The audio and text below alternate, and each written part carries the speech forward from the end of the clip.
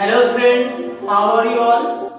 Welcome to the YouTube channel of RS Public School. Myself Mr. Shivam Dhiman and I am your English teacher.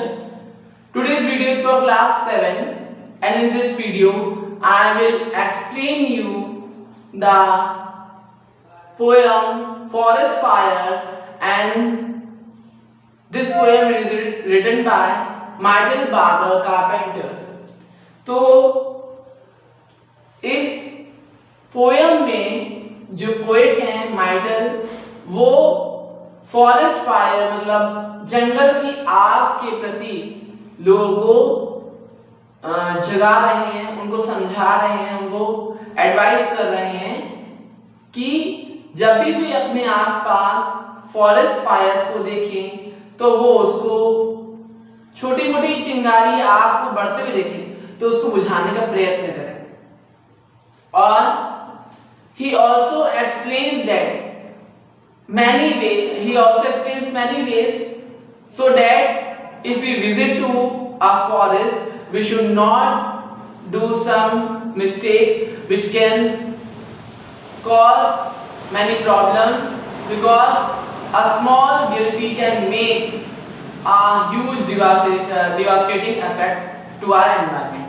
तो poet कहता है कि एक छोटी सी गलती से एक बहुत विनाशकारी रूप भी हो सकता है. He begins the poem with someone dropped a burning match unheeded by the way it caught on fire some underbrush its user didn't say. The poet means that accidentally one dropped a burning matchstick near the bushes, and when he was moving on his way, and this mistake of his caused an effect to the environment, because that burning matchstick caused fire which spread from grasses to bush and bush to tree, and this caused the whole jungle, whole forest to be caught in the widespread flashes of fire.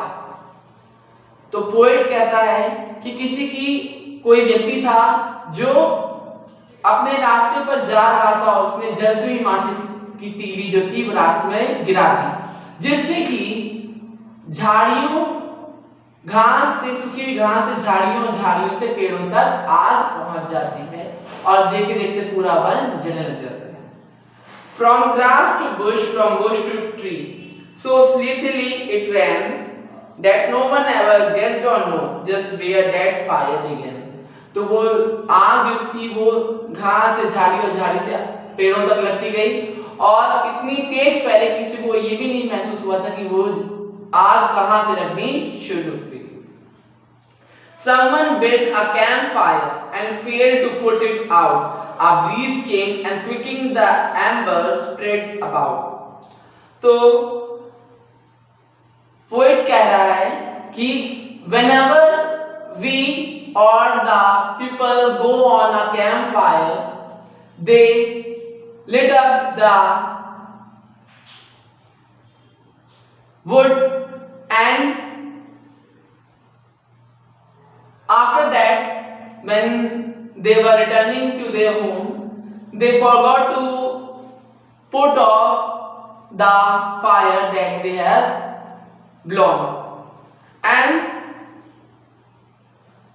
the embers, that is जो जलता हुआ कोयला या चिंगारी जो है इससे आग फैल जाती है और फिर जंगल में आग के फैलने से दावानल फैलता जाता है. And soon the woods were blazing, the fire spread and spread. और किसी जैसे ही कोई हवा आई या झोंका आया, हवा का पवन का झोंका, जिससे कि जो अंगारे थे या चिंगारी थी वो फैल गई और उसी आग से देखते देखते वुड्स यानी जंगल जो था वो जलने लगा और आग धीरे धीरे फैलती चली गई. The fire spread and spread means और आग देखते देखते फैलने लगी.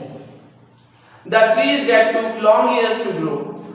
जो पेड़ थे जिनको उगने में कई समय लगा था, stand blackened now and dead.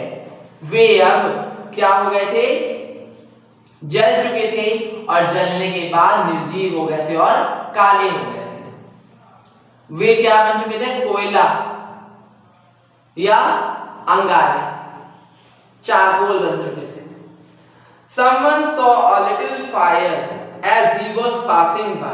Now poet says that कि कभी कभार हम ही लोग जब गुजर रहे होते रास्ते में तो हमें दिखता कि कहीं कूड़ा जल रहा है या पत्ते जल रहे हैं या हल्की सी आग लगी हुई है, तो हम उसको बुझाने का प्रयास नहीं करते हैं। तो पोएट कहता है कि कोई था जो जंगलों से कहीं रास्ते से गुजर रहा था और रास्ते में उसे आग दिखी और उसने उसे बुझाने का एक हल्का सा भी अथक प्रयास नहीं किया।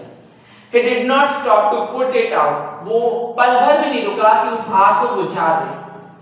He did not even try. और उसने हल्का सा भी प्रयास नहीं किया। उसकी यही गलती से क्या हुआ? वो छोटी सी आग महा विनाशकारी रूप ले लेगी और फिर नुकसान पहुंचाएगी। तो फॉरेस्ट फायर्स जो होती है ये देखते ही देखते जब फैलती है तो बहुत ही प्रलयंकारी रूप ले लेती है, बहुत ही डिवास्टेटिंग इफेक्ट करती है, जिससे ना केवल आपके प्लांट्स, फ्लोरा और साथ साथ जितने पशु वन्य जीव जंतु हैं वो सब मारे जाते हैं, पूरा हैबिटेट डिस्ट्रक्ट हो जाता है, लॉस हो जाता है और इससे डाइवर्स इफेक्ट नेचर को भी पड़ता है। हो सकता है कि यही फ्लेम्स की जो उड़ती हुई चिंगारियां या हवा जो है उसको बहाए, जिससे जो अंगारे हैं, चिंगारियां हैं वो आसपास के घरों तक पहुंच जाए जो जंगल के आसपास से सटे हुए हैं। तो इससे क्या होगा? मानव का जीवन भी अस्त व्यस्त होगा, क्योंकि ये मानव के द्वारा ही किया होता है, ह्यूमन बीइंग्स के द्वारा ही अफेक्ट है, तो ह्यूमन बीइंग्स को ही बाद में इसका रिजल्ट भोगना पड़ेगा। He had not started it of course. He had no time to spare. अभी मनुष्य प्रयास नहीं करता है, स्टार्ट नहीं करता है कि वो ऐसी गलतियों को ना दोहराए और उसको अतिरिक्त भी, उसके अलावा भी वो उस अपनी गलतियों को दोहराता ही रहता और उसके पास इतना समय नहीं कि वो अपनी गलतियों को सुधारे। That it might start a forest fire, he did not even care. क्योंकि उसी के कारण ये वन की आग लगी, जंगल की आग लगी, दामन लगा है, तो उसने हल्का सा भी प्रयास नहीं किया, परवाह नहीं की उस आग को बुझाने में।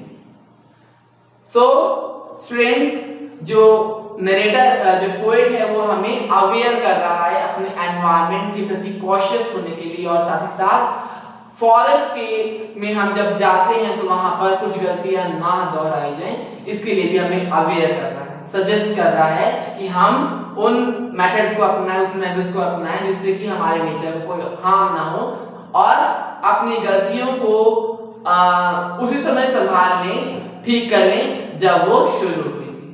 So this was the explanation of the poem Forest Fires. I hope you must have understood about the poem. If you have any doubt, you can ask me directly on the Google Meet in the coming class. Thanks for watching this video. Have a nice day, students. Bye bye.